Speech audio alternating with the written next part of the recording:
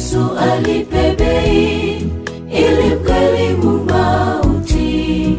Ilimpasa adhalauliwe, achafuliwe, hata kutukanwa, ili akamilishe ukombozi wa mwanadamu.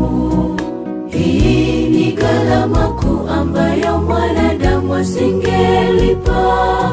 Hivyo sisi leo tunapocheza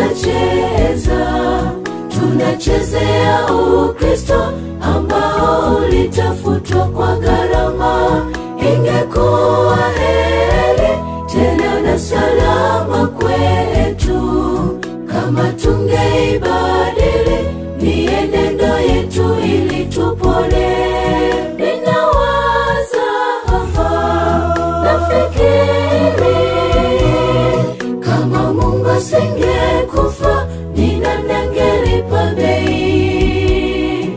Angeweza aje kuyavumilia yale mateso aloteswa Kalvari? Hakika asingepatikana.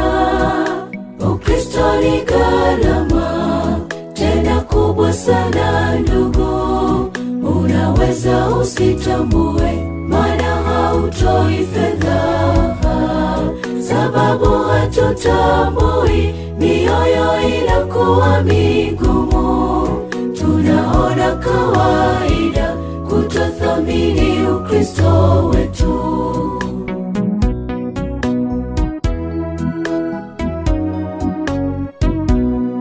Hapo kale hapo zamani, mitume waliuawa kwa sababu ya kuitetea imani hii tunayoichezea.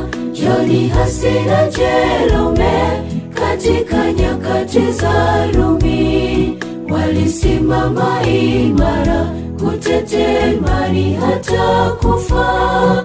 Hivyo sisi leo tunapocheza